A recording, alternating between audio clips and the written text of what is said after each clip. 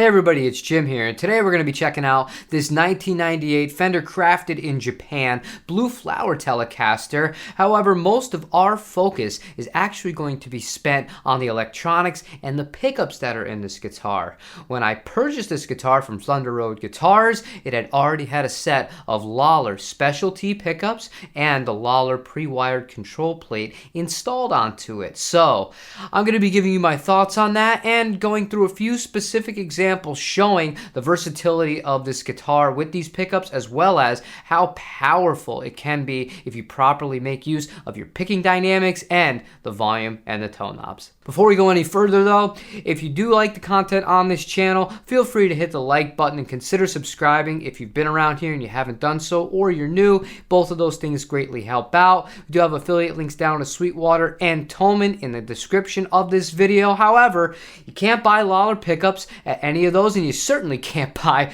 a Blue Flower Telecaster because these have been out of production for a few years now. For today's demo, we are going to be using the Tone King Gremlin, mic'd up by the SM57. Any drive that you hear will not be from the amp itself. It will be from our Blue Flower Benson preamp pedal. A little bit of reverb from the Strymon Volante. Let's get into the playing, and then we'll do some breakdowns afterwards.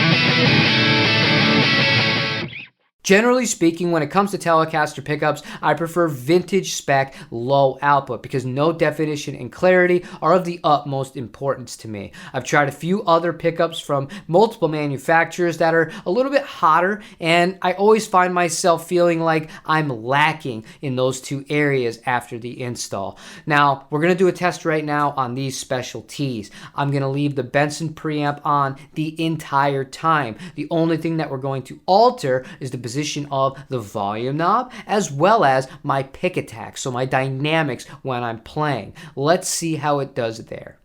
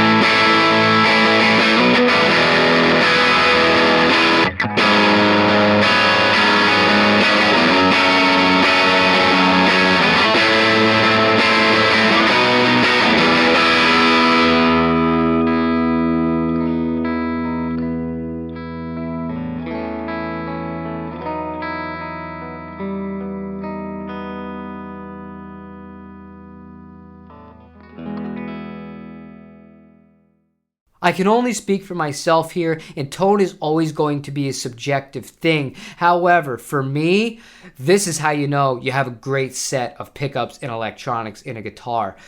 I maintained so much high end. I maintained so much clarity, even having the pedal on the entire time. It was a very, very usable tone, and it reminds me of old school rigs where you didn't have to pedal dance so much. And sometimes what people will do, they'll have a non-master volume amp. Well, they'll dial it in towards that kind of gain sound they like. And if the guitar does have a great set of pickups and great electronics to accompany those pickups, they can achieve very similar results and have an awesome clean tone simply by rolling off the volume knob or the tone knob and changing how hard they are picking on the strings themselves.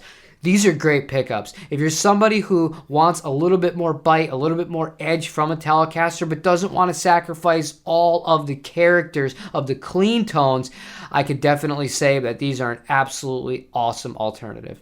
Now, if you've made it this far into the video and you're asking yourself, Jim, I get it, these pickups really do sound good. However, why didn't you do a comparison with the stock electronics that this guitar had from the factory? My answer for that is simple. I don't have them. When I bought this guitar from Thunder Road's Guitars, this is what I got. So it would have been impossible for me to do that test.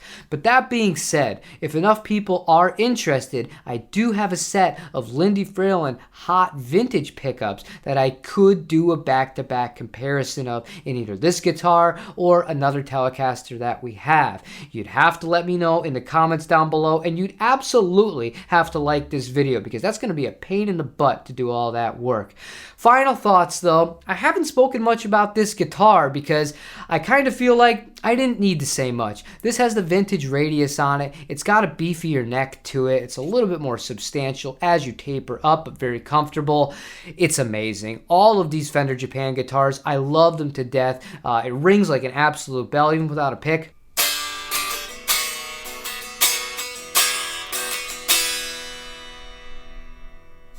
I just love Telecasters, especially Fender Japan. They just make such good stuff. I wanted to take this video in a different approach though, and since I've demoed so many Japanese Fender Telecasters and other Japanese Fenders in general, since I had no experience with these pickups going into this, I thought why not spread some of the shine towards the electrical components for today. If you found this helpful, useful, and or informative, feel free to let me know in the comments section down below, and also let me know what your favorite pickup brand is in that comment section. Like the video, subscribe to the channel if you haven't already, if you do enjoy the content that I provide for you guys on here, and tell somebody in your life that you do love them, because we're at the end. Thank you for watching, and take it easy.